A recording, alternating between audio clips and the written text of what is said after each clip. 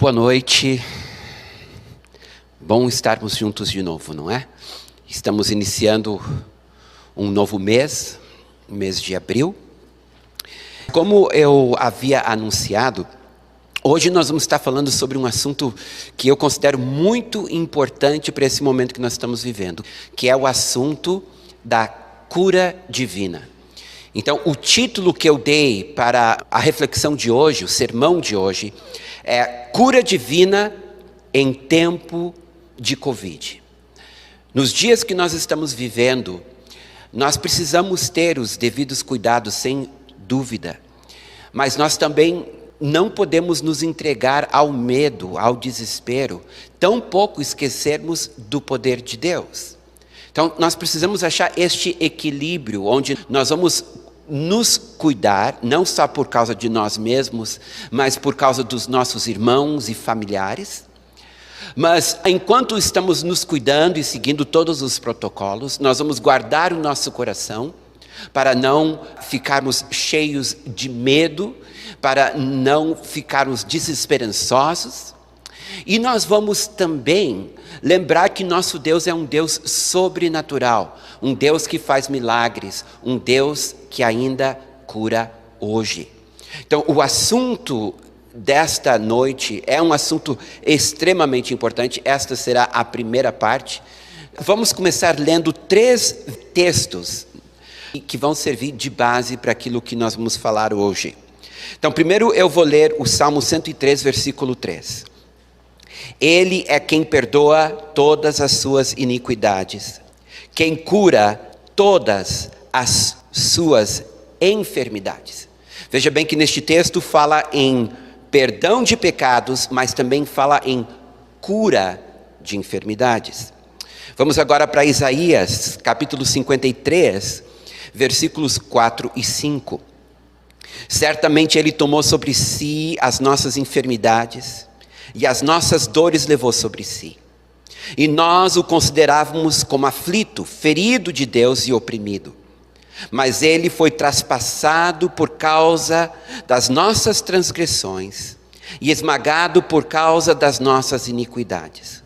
O castigo que nos traz a paz estava sobre ele, e pelas suas feridas fomos sarados.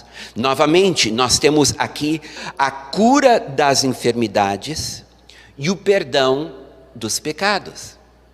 Agora vamos para Mateus, capítulo 9, versículos 2 a 13, depois pulando para o versículo 6. E eis que lhe trouxeram um paralítico deitado num leito. Vendo-lhes a fé, Jesus disse ao paralítico: tem bom ânimo, filho, estão perdoados os teus pecados. Mas alguns escribas diziam consigo: este blasfema? Ora, para que saibais, responde Jesus, que o Filho do Homem tem sobre a terra autoridade para perdoar pecados, disse então ao paralítico: levanta-te, toma o teu leito e vai para a tua casa. Aqui nesta narrativa, nessa história contada nos evangelhos, nós temos essa situação onde um paralítico é curado da sua enfermidade e perdoado dos seus pecados. Pegando estes 3 textos, nós podemos ver que há uma correlação entre o perdão de pecados e a cura de enfermidades. Estes textos dão a entender que a redenção inclui, juntamente com o perdão dos pecados, a cura das enfermidades. Mas aí vem a pergunta: por que a cura das enfermidades estaria incluída na redenção? Nós entendemos o perdão de pecados, mas a cura de doenças incluída na obra da redenção? Para nós entendermos o que está acontecendo aqui, nós precisamos entender a importância que o Senhor dá ao corpo físico, o corpo humano. Nós vamos ver que o corpo humano para Deus é tão importante quanto o espírito humano. E quando ele trata do espírito humano, ele também deseja tratar do corpo humano.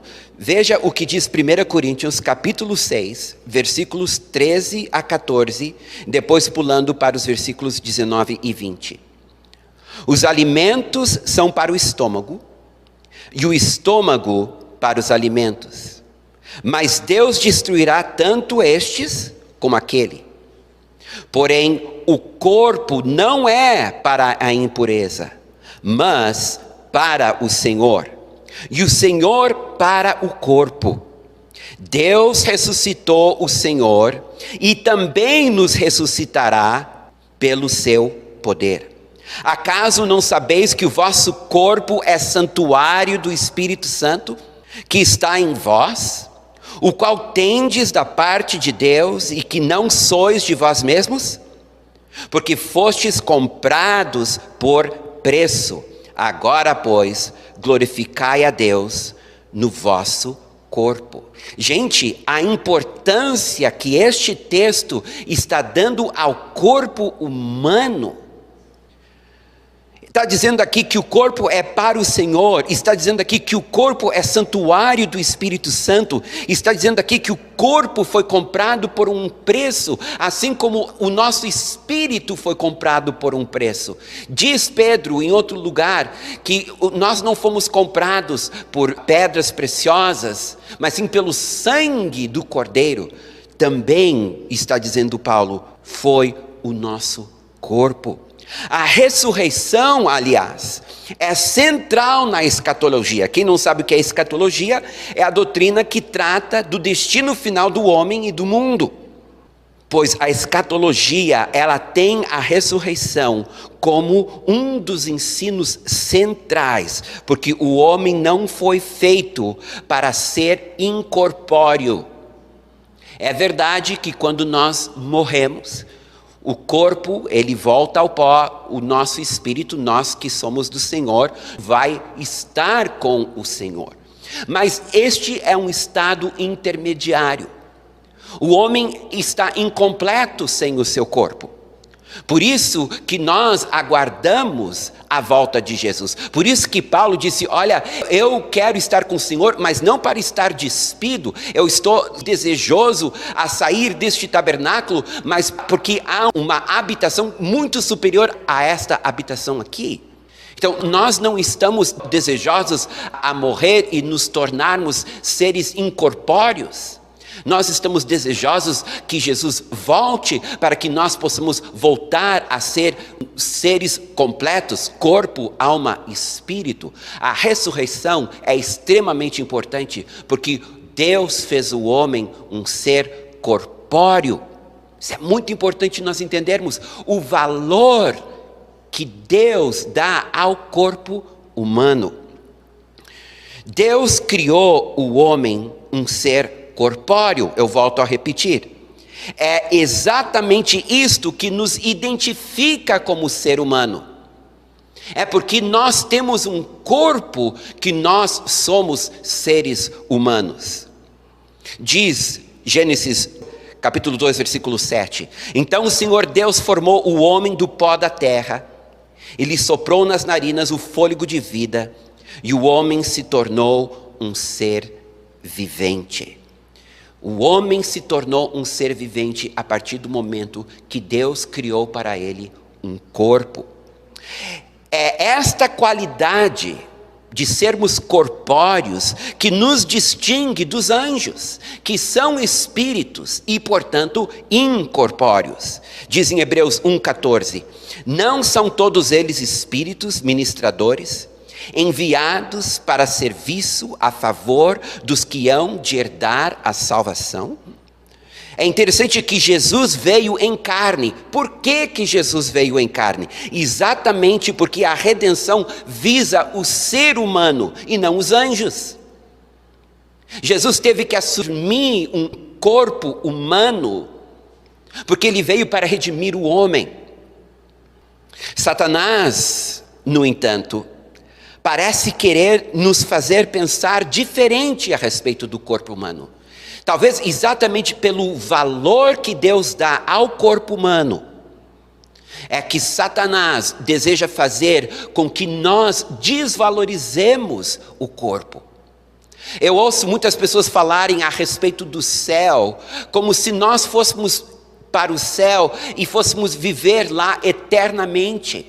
Queridos, o que diz em Apocalipse, no final, capítulos 20 e 21, é que Deus vai criar novos céus e nova terra, e nós vamos voltar a habitar nesta nova terra em corpos glorificados. O nosso lugar não é no céu, o nosso lugar é aqui na terra, numa terra restaurada, num Éden restaurado. Mas Satanás não quer que nós pensemos nisso ou acreditemos nisso. Então o que eu quero fazer com vocês agora, eu quero dar uma olhadinha na história do Ocidente, começando com a Idade Antiga até chegarmos à Idade Contemporânea, e ver como que o corpo humano é visto ao longo dos séculos. E vocês vão perceber a influência demoníaca na cosmovisão relacionada ao nosso corpo. Começando então com a Idade Antiga, os gregos, ao mesmo tempo que cultivavam a beleza do corpo humano, em sua filosofia o desprezava. Por exemplo, a certeza de que o corpo é um entrave para o conhecimento puro das coisas fez com que Sócrates aceitasse a morte com grande alegria, pois é através de sua libertação do corpo que ele teria acesso direto ao mundo das ideias. Platão definiu o ser humano a partir da cisão entre dois mundos: o inteligível da alma e o sensível do corpo. O primeiro refere-se à realidade ideal, captada pelo intelecto, o mundo perfeito e eterno. O segundo, a realidade captada pelos sentidos, o mundo da fragilidade, composto de matéria, dada à imperfeição e corrupção. Platão conclui: a alma é detentora da sabedoria, mas o corpo é o cárcere da alma.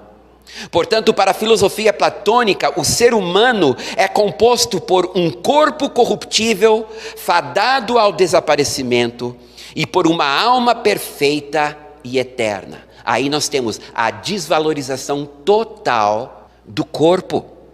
Olha o que nos diz Atos, capítulo 17, versículos 31 a 32. Quando Paulo está evangelizando os atenienses, eles estão ouvindo ele, estão interessados no evangelho, até Paulo falar na ressurreição. Quando ouviram falar da ressurreição de mortos, uns escarneceram e outros disseram: a respeito disso te ouviremos noutra ocasião. Ficaram ofendidíssimos com Paulo, quando Paulo falou na ressurreição, porque para o grego e mais tarde para o romano também, eles queriam ser libertos do corpo físico. Eles desejavam a morte para serem libertos e não para voltar a habitar na matéria. No terreno da religião surgiu o gnosticismo.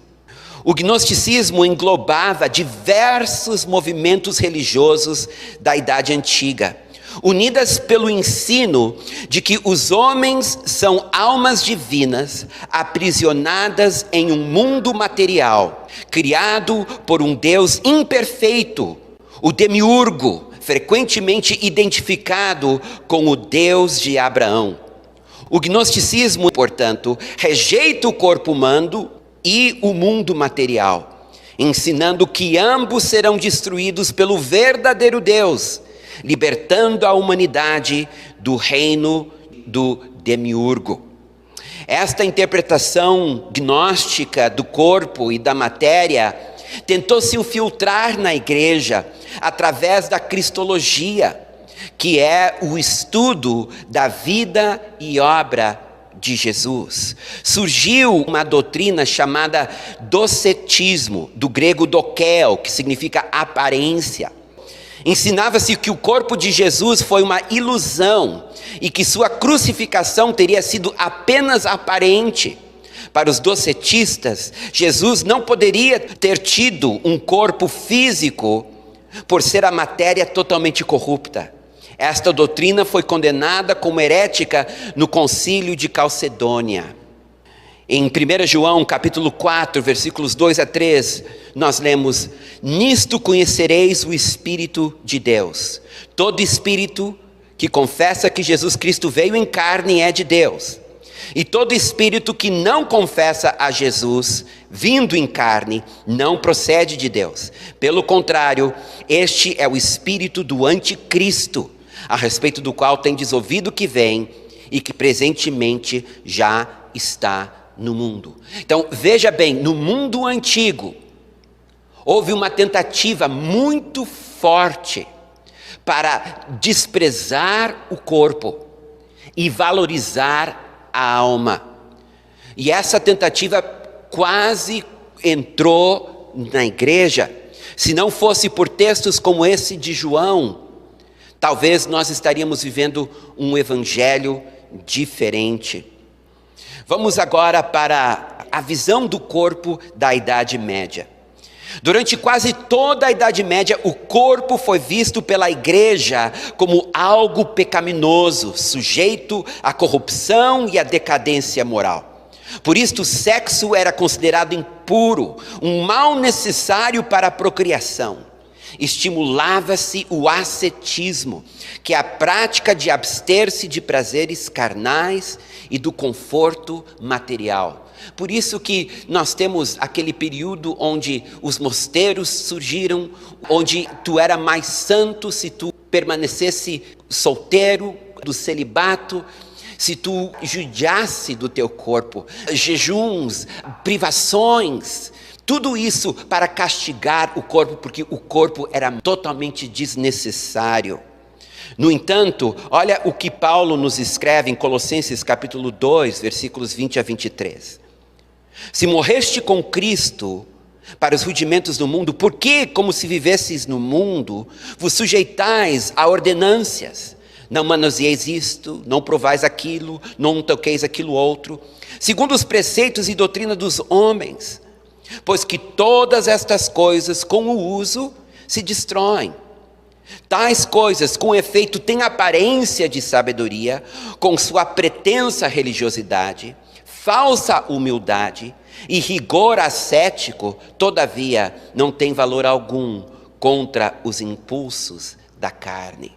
Então aqui nós temos na Idade Média o homem novamente tentando subjugar o corpo por ver no corpo um mal e não um bem, um peso, um jugo e não uma bênção.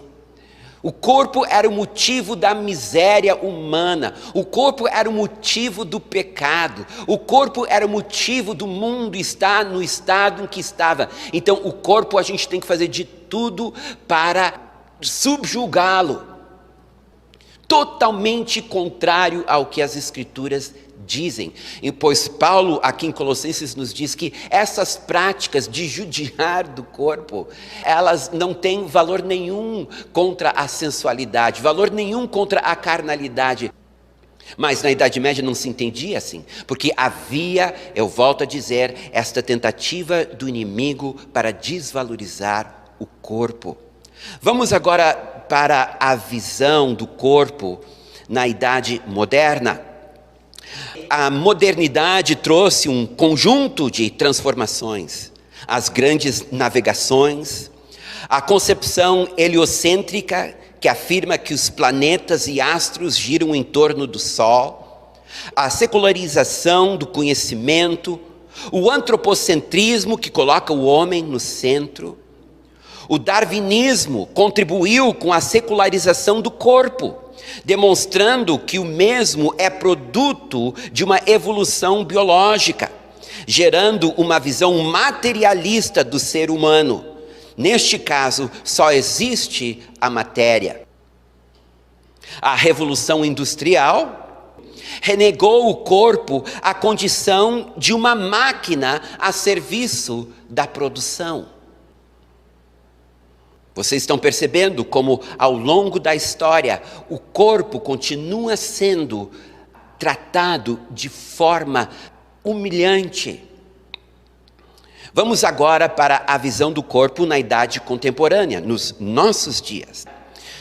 Num mundo globalizado, fortemente influenciado pela mídia, o corpo passa a ser um produto mercadológico e mecanizado.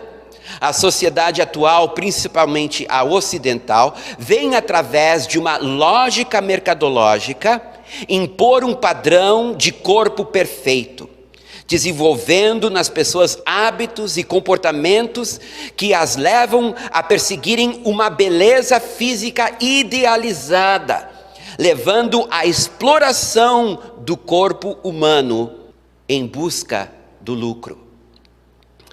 Por outro lado, dentro do avanço da cibernética, da biotecnologia e da engenharia genética, temos a banalização do corpo humano. O corpo humano é visto como uma máquina que pode ser manipulada, modificada ou até mesmo substituída. No terreno da teologia, surge o cessacionismo. O que é o cessacionismo? É o ensino que os dons do Espírito, apesar de terem sido importantes nos primórdios da igreja cristã, cessaram de existir com a canonicidade das Escrituras. Com isto, se remove a cura divina como parte integrante da redenção. Se Jesus não cura mais, então é porque a redenção está preocupada apenas com os pecados, apenas com o nosso espírito e não com o nosso corpo. Este resumo histórico demonstra uma conspiração das trevas para roubar da igreja o seu entendimento do valor do corpo humano para Deus e da sua inclusão na redenção. Isso nos traz a uma outra verdade importante, que é o uso que o diabo faz da enfermidade para nos afligir e, se possível, nos matar. Olha o que diz em Atos capítulo 10, versículos 37 e 38.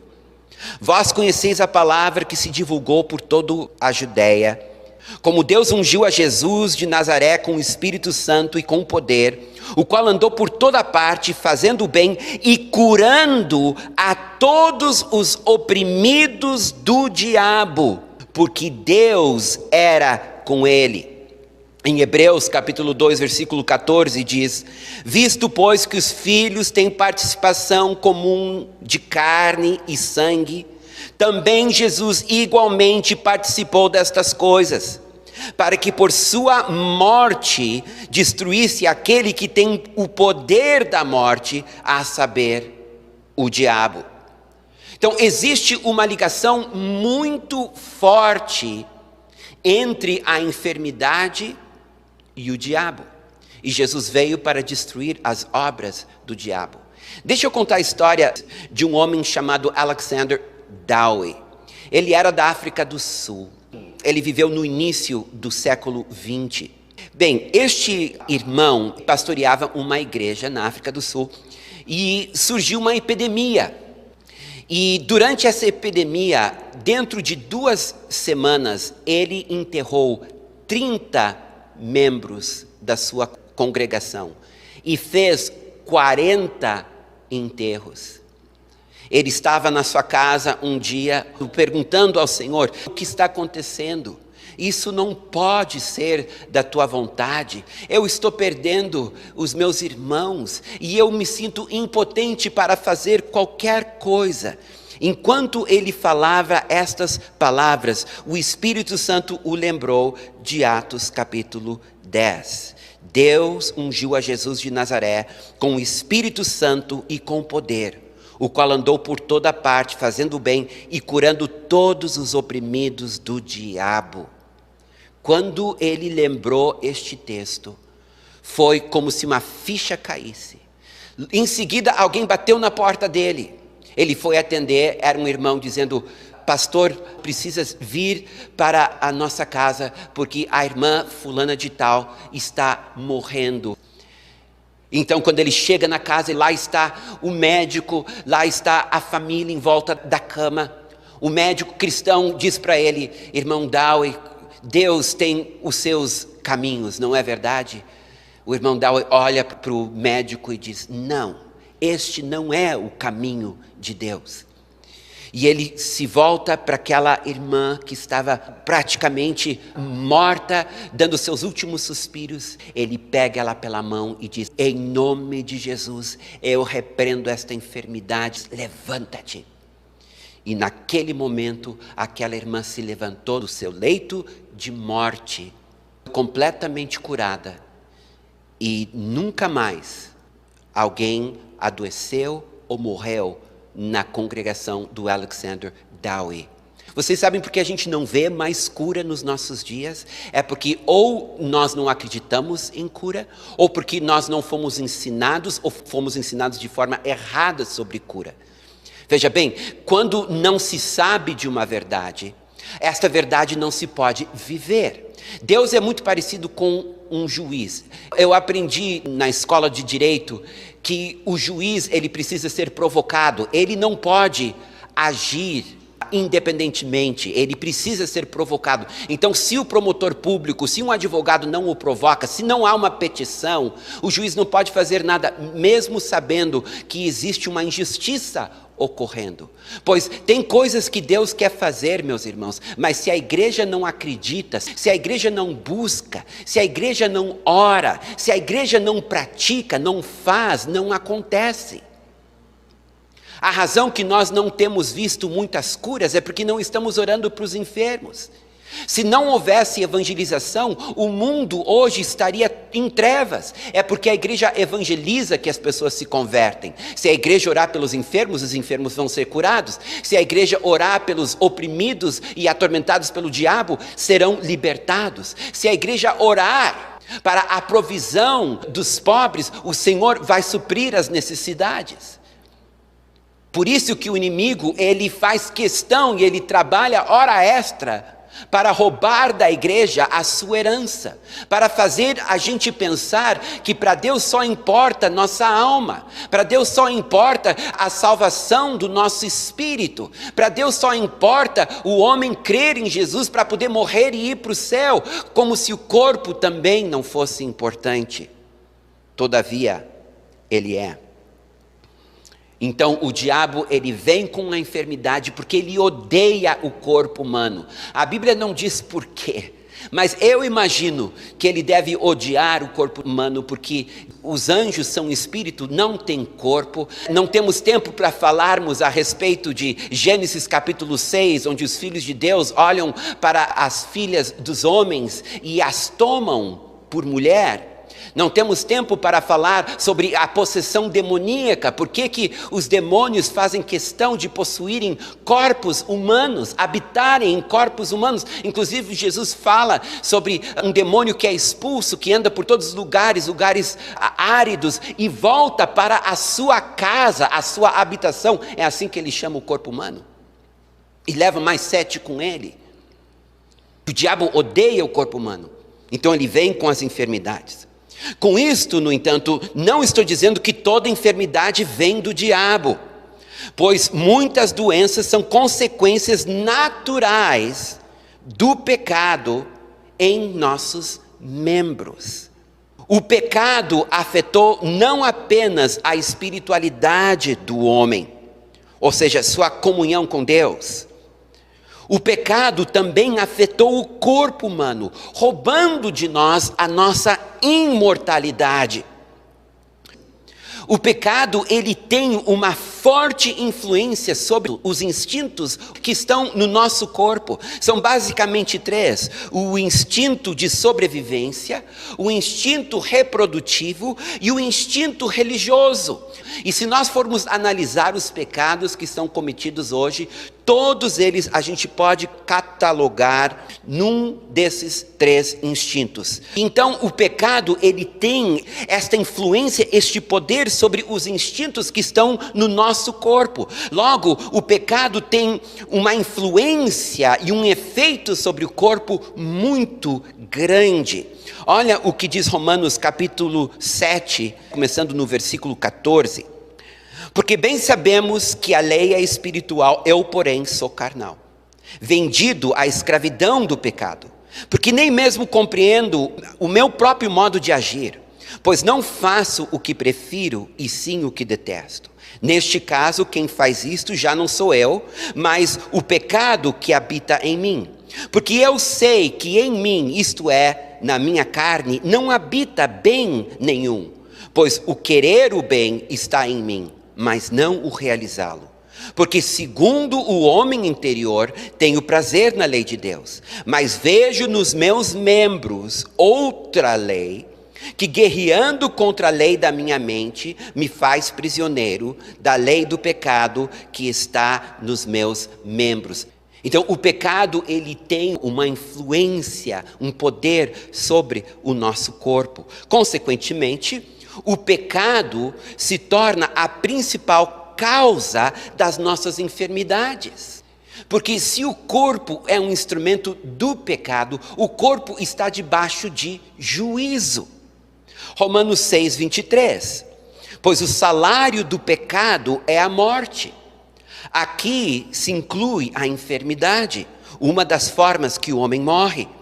Logo, a enfermidade, ela terá como causa ou demônios de enfermidade, ou ela terá como causa o pecado. Daí nós temos as enfermidades naturais. Deus não criou a enfermidade é a consequência do pecado, da queda, do nosso corpo que se tornou corruptível e que peca contra o Senhor. Mas o Senhor deseja resgatar o corpo, porque o corpo faz parte da nossa identidade, da nossa pessoa. Por isto, ao lidar com o pecado na cruz, Jesus redimiu não só o nosso espírito, mas também o nosso corpo.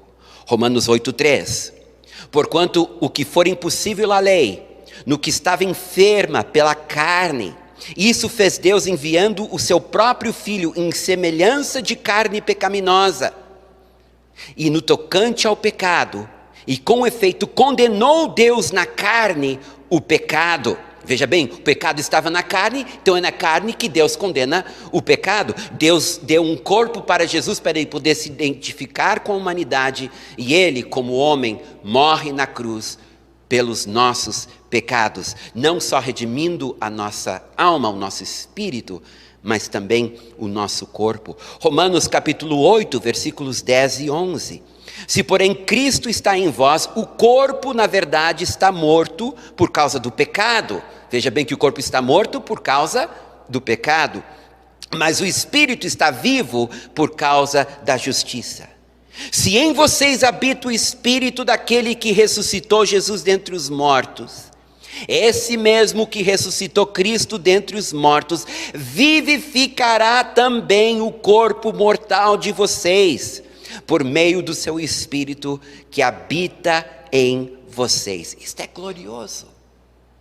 Ele está dizendo, olha, a redenção é do teu espírito, mas também do teu corpo. O teu espírito, ele agora está reconciliado com Deus. O teu corpo ainda está sob a influência do pecado, porque ainda ele não foi glorificado. Mas Jesus vai voltar, o teu corpo vai ser transformado, e o corruptível vai se revestir do incorruptível.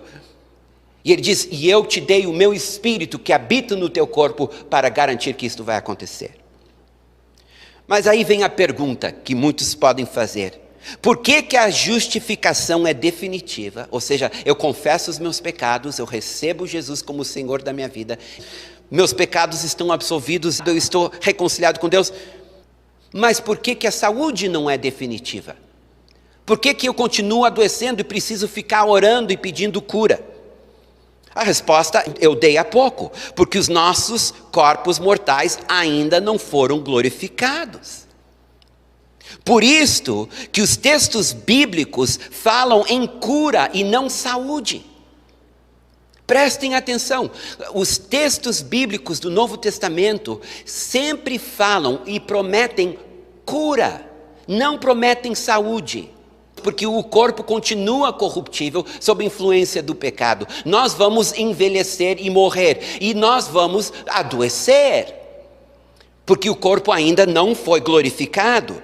Diz em Romanos 8, 22 a 23, porque sabemos que toda a criação a um só tempo geme e suporta angústias até agora.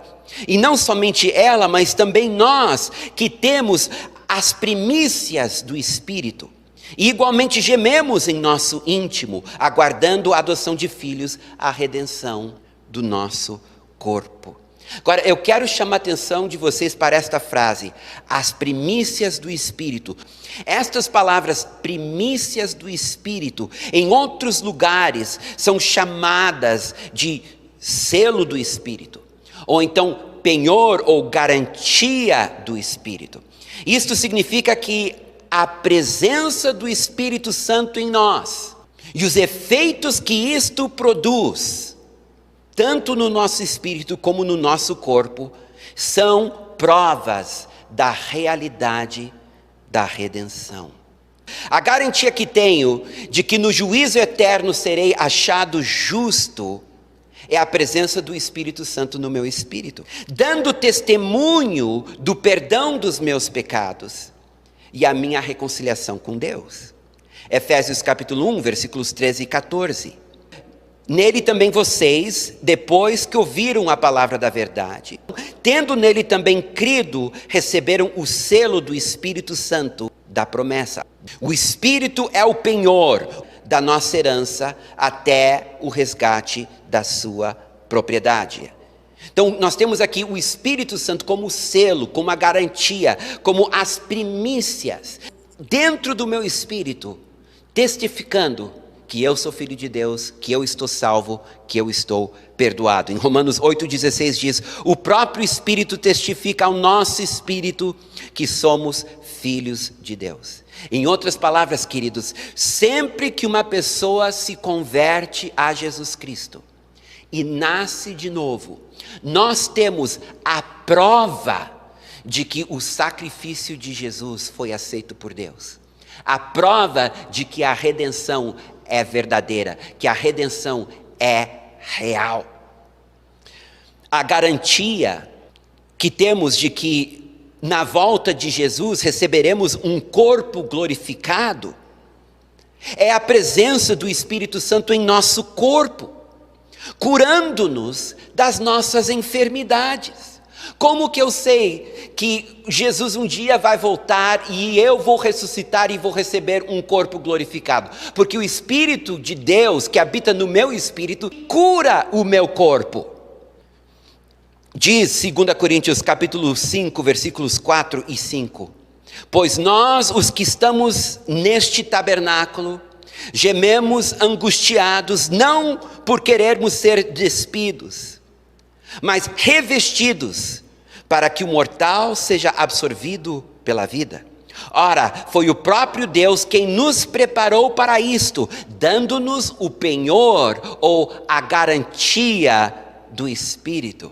Esse Espírito que faz do nosso corpo um santuário. Sempre que uma pessoa é curada de uma enfermidade, é o Espírito Santo dando testemunho, dando a garantia de que um dia Jesus vai voltar e eu vou ressuscitar e vou receber um corpo glorificado que nunca mais vai adoecer, envelhecer ou morrer. A cura tem este sentido. Então, se o diabo rouba a cura da experiência do cristão, e o cristão fica apenas com a salvação, nós temos a certeza da vida eterna, mas não temos a certeza da ressurreição. Qual é a garantia? Qual é a prova? Qual é o sinal que o Espírito nos dá? É a cura. Por isso que a cura é tão importante quanto a salvação. Como sinal, Evidentemente que nós podemos viver com a salvação sem a cura, não podemos viver com a cura sem a salvação, não me entendam mal. Eu apenas estou dizendo que assim como a salvação demonstra o poder da cruz, a cura também. Assim como a salvação demonstra a vida eterna, a cura demonstra a ressurreição no futuro do nosso corpo. Estas realidades são importantíssimas. E a igreja precisa resgatar as duas. Ela nunca perdeu a verdade da salvação, mas ela perdeu a verdade da cura divina. E esta verdade ela precisa resgatar. E é isso que nós vamos fazer. Amém?